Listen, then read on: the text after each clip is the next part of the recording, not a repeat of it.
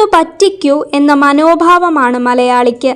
കൈനനയാതെ കൈനിറയെ പണം കിട്ടാനുള്ള നെട്ടോട്ടത്തിൽ ചെന്നുപെടുന്നത് വൻകെണികളിലും. ആടുമാഞ്ചിയം തട്ടിപ്പ് മുതൽ മണി ചെയിനും നിക്ഷേപ തട്ടിപ്പുകളും കടന്ന് മലയാളികൾ പറ്റിപ്പിന്റെ പുതിയ ലോകങ്ങൾ കീഴടക്കുകയാണ്. ഏറ്റവും ഒടുവിൽ വാർത്തകളിൽ ഇടം പിടിക്കുന്നത് ഹൈറിച്ച് മണി ചെയിൻ തട്ടിപ്പാണ്.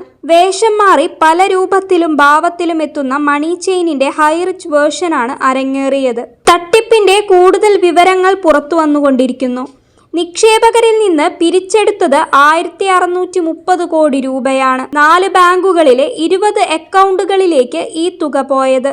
ഹൈറിച്ച് കമ്പനിയുടെ പേരിലും തട്ടിപ്പു കേസിലെ മുഖ്യപ്രതികളും ഹൈറിച്ചിന്റെ മാനേജിംഗ് ഡയറക്ടറുമായ KD പ്രതാപൻ, ഭാര്യയും സിഇഒയുമായ ശ്രീന എന്നിവരുടെ പേരിലുമാണ് അക്കൗണ്ടുകൾ തുറന്നത്. സ്വകാര്യ ബാങ്കുകളിലായിരുന്നു അക്കൗണ്ടുകൾ. പലചരക്ക് ഉൽപ്പന്നങ്ങൾ നേരിട്ട് വീട്ടുകളിലെത്തിക്കുന്ന ശൃംഖലയെന്ന പേരിലാണ് കമ്പനി തുടങ്ങിയത്. പിന്നീട് നിയമവിരുദ്ധമായി നിക്ഷേപങ്ങൾ സ്വീകരിച്ചാണ് കമ്പനി മണി ചെയിൻ ഇടപാടുകൾ നടത്തിയത്. 2019 തൃശൂർ ചേർപ്പ് ഞെരുവിശ്ശേരി ആസ്ഥാനമായി പ്രതാപനും ശ്രീനയും ചേർന്ന് കമ്പനി ആരംഭിച്ചത്. ഡെപ്പോസിറ്റ് ഗ്രോസറി കൺസൈൻമെന്റ് അഡ്വാൻസ് എന്ന പേരിലാണ് കമ്പനി മണി ചെയിൻ ഇടപാടിലേക്ക് നിക്ഷേപകരെ ചേർത്തിരുന്നത്.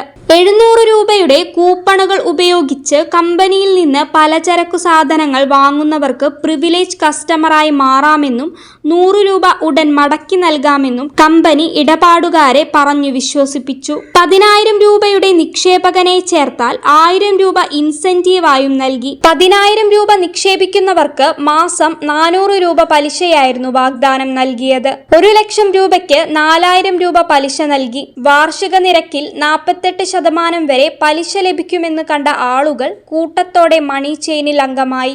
യൂട്യൂബ്, ഫേസ്ബുക്ക്, ഇൻസ്റ്റഗ്രാം തുടങ്ങിയ സമൂഹ മാധ്യമങ്ങളിലൂടെ ഹൈറിച്ച് മണി ചെയിൻ പദ്ധതിക്ക് വലിയ പ്രചാരണവും നൽകി.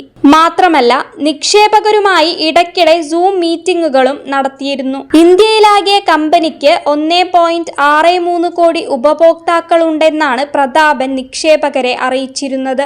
വടകര സ്വദേശി PA വത്സൻ നൽകിയ പരാതിയുടെ അടിസ്ഥാനത്തിലാണ് കേസെടുത്തത്. പിന്നാലെ 126 കോടിയുടെ GST വെട്ടിപ്പും പിടിക്കപ്പെട്ടു. 100 കോടി രൂപ ഹവാലയായി വിദേശത്തേക്കു കടത്തിയെന്ന വിവരത്തിന്റെ അടിസ്ഥാനത്തിൽ EDയും കേസെടുത്തതോടെയാണ് പ്രതാപനും ഭാര്യയും മുങ്ങിയത്. എൻഫോഴ്സ്മെന്റ് ഡയറക്ടറേറ്റ് ഉദ്യോഗസ്ഥർ റെയ്ഡിനെത്തുന്ന വിവരമറിഞ്ഞാണ് പ്രതികൾ വീട്ടിൽ നിന്ന് മുങ്ങിയത്. കണിമംഗലം വലിയാലുക്കലിലെ പ്രതാപന്റെ വീട്ടിലും ചേർപ്പ് വല്ലച്ചിറ ഞെരുവിശ്ശേരിയിലെ ഹൈറിച്ച് കമ്പനി ആസ്ഥാനത്തുമായിരുന്നു ED റെയ്ഡിനെത്തിയത്. അതീവ രഹസ്യമായാണ് റെയ്ഡിനെത്തിയത്.